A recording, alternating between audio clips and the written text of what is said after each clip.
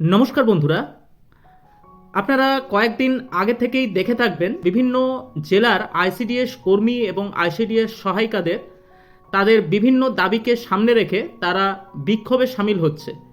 এই বিক্ষোভের বা এই আন্দোলনের মূল কারণ হলো তাদের স্থায়ীকরণ, মজুরি বৃদ্ধি এবং ফোন বাবদ 15,000 টাকা প্রদান। এছাড়াও আরেকটি অন্যতম কারণ হলো পোষণ ট্র্যাকার অ্যাপ। এই অ্যাপের মাধ্যমে তারা মা এবং শিশুদের যাবতীয় যেসব তথ্যগুলি আছে সেসব তথ্যগুলি তারা অ্যাড করে। এছাড়াও তাদের আরও বিভিন্ন কাজগুলি করতে হয়, যেমন face authentication verification, KYC related কাজগুলি। কিন্তু এই অবস্থাতে বিভিন্ন আইসিডিএস কর্মীর কাছে এই মুহূর্তে ফোন না থাকার কারণে বা বিভিন্ন প্রান্তিক এলাকাতে নেটওয়ার্ক না থাকার কারণে তারা একটি বড় সমস্যার মুখে পড়েছে এই অ্যাপ ব্যবহার করতে গিয়ে। এই নিয়ে তারা বিভিন্ন জেলা থেকে একাধিকবার সিডিপিও স্যারের কাছে তারা আবেদন জানিয়েছে এই অ্যাপ নিয়ে। আমরা এই অ্যাপের সমস্যাগুলি নিয়ে আজ বিস্তারিত আলোচনা করব। তার আগে একটি ছোট্ট কথা বলে রাখি, আমাদের এই চ্যানেলে আমরা একটি গিভওয়ে নিয়ে এসেছি, যার দ্বারা বাছাই করা 5 জন সাবস্ক্রাইবারকে 100 টাকা করে দেওয়া হবে। আমাদের এই চ্যানেলের যারা সাবস্ক্রাইবার আছেন তাদের থেকে বাছাই করা হবে সেই উইনারকে। তাই কোনো ভিউয়ার যদি উইনার হতে চান তাহলে অবশ্যই আমাদের এই চ্যানেলটি সাবস্ক্রাইব করে ভিডিওটি লাইক এবং কমেন্ট করতে পারেন। আমরা আমাদের চ্যানেলে 20,000 সাবস্ক্রাইবার হওয়ার পর লাইভ ভিডিও দ্বারা সেই উইনারদের বাছাই করা হবে এবং পরবর্তী সময়ে আরও এরকম বিভিন্ন ধরনের গিভওয়ে আনা হবে। তাই চাইলে আপনারা আমাদের চ্যানেলটি সাবস্ক্রাইব করে রাখতে পারেন।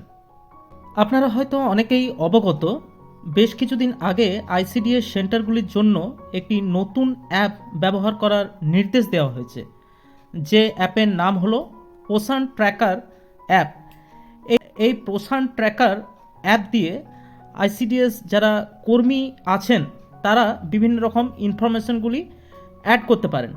এই ইনফরমেশন নিয়ে আসবো, তার আগে বলে রাখি এই পোষণ ট্র্যাকিংয়ে যে বিভিন্ন রকম টেকনিক্যাল যেসব কাজগুলি আছে, অর্থাৎ মায়েদের এবং শিশুদের যেসব রেকর্ড ট্র্যাকিং করা, কেওয়াইসি করা, ফেস ভেরিফিকেশন করা, এই সব যে তথ্যগুলি দেওয়ার যে জায়গাগুলি আছে, আইসিডিএস যারা কর্মী এবং সহায়িকারা আছেন তাদের জন্য এ ব্যাপারটি একটি অত্যন্ত জটিল ব্যাপারে পরিণত হয়েছে।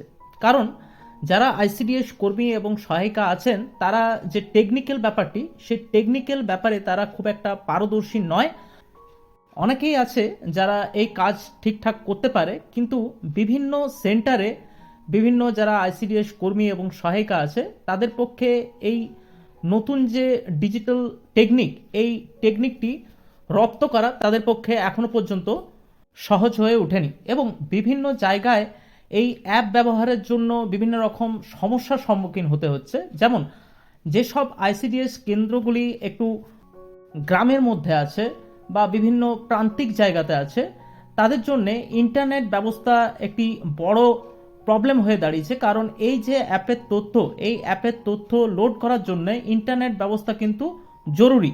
তাই তারা ঠিক মতন সেই জায়গাতে ইন্টারনেট ব্যবস্থা পাচ্ছে না। এটি একটি খুব বড় অসুবিধার মধ্যে পড়তে হচ্ছে এই আইসিডিএস কর্মী এবং সহায়িকাদের। তাছাড়া যেসব আইসিডিএস কর্মী এবং আইসিডিএস সহায়িকারা আছেন যাদের এই অ্যাপ ব্যবহার করতে হয়, তাদের মধ্যে প্রায় 33% মহিলাদেরই মোবাইল ফোন কিন্তু এখনো পর্যন্ত নেই। তো সেই নিয়েও তারা কিন্তু একটি জটিল সমস্যার সম্মুখীন হচ্ছে। অনেক সময় দেখা যাচ্ছে যে বাড়ির কারো ফোন এর জন্য ব্যবহার করছে, কিন্তু বেশ কিছুদিন আগে থেকেই এই অ্যাপে নতুন একটি ফিচার্স দেওয়া হয়েছে, যে ফিচার্সটি হলো কেওয়াইসি এবং ফেস ভেরিফিকেশন। এই দুটি নিয়ে তারা কিন্তু একটু সমস্যায় পড়েছে, কারণ যারা মায়েরা এবং শিশুরা আছে তাদের এই ফেস ভেরিফিকেশন করার জন্য সেন্টারে আসতে হবে, তারা ঠিক মতন সেন্টারে আসছে না। তার ফলে এই অ্যাপে যে ফেস ভেরিফিকেশন বা কেওয়াইসি ভেরিফিকেশন আছে তারা সেটি সুষ্ঠুভাবে করতে পারছে না। আবার একটি সমস্যা দেখা দিচ্ছে যে অনেকের আধার কার্ডের সঙ্গে মোবাইলের লিঙ্ক নেই। তো এর ফলে স্বভাবতই এই যে কেওয়াইসি, সেই কেওয়াইসিটি সম্পন্ন হচ্ছে না। অর্থাৎ ওটিপি যে রিলেটেড যে ব্যাপারটি সেটি কিন্তু সম্পন্ন করা যাচ্ছে না, যার ফলে এই কেওয়াইসিটি সম্পূর্ণ হচ্ছে না। তো এই নিয়েও তারা একটি বড় সমস্যার সম্মুখীনে পড়ছে।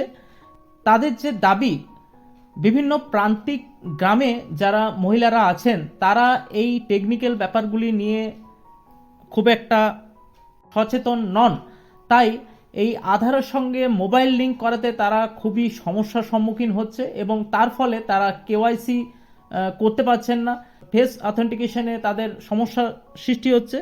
এই সব বিভিন্ন প্রকার দাবিগুলি নিয়ে তারা বিক্ষোভে সামিল হয় এবং তাদের আবেদনগুলি তুলে ধরে। এই সব বিভিন্ন রকম আবেদন ছাড়া, যেমন এই পোষণ ট্র্যাকার অ্যাপ বা ভাতা বৃদ্ধি, তারা আরেকটি নতুন আর্জি জানায়, যেটি হলো ফোন বাবদ 15,000 টাকা আশাকর্মী এবং সহায়িকাদের এই বরাদ্দ দিতে হবে। এখন দেখা যাক এই যে তাদের বিভিন্ন দাবি তারা তুলে ধরেছে, এই দাবি কতটা কেন্দ্রীয় সরকার এবং রাজ্য সরকার তাদের দাবিগুলি পূরণ করে, এই নিয়ে আমরা নজর রাখবো। এবং আপনারা চাইলে আমাদের চ্যানেলটি সাবস্ক্রাইব করে রাখতে পারেন। অঙ্গনওয়াড়ি কর্মী এবং অঙ্গনওয়াড়ি সহায়িকাদের জন্য যে কোনো ধরনের আপডেট পেলে অবশ্যই সেই আপডেট আপনাদের কাছে তুলে ধরবো। ভালো থাকবেন আপনারা, দেখা হচ্ছে পরের কোনো ভিডিওতে। আজ এই পর্যন্তই, ধন্যবাদ।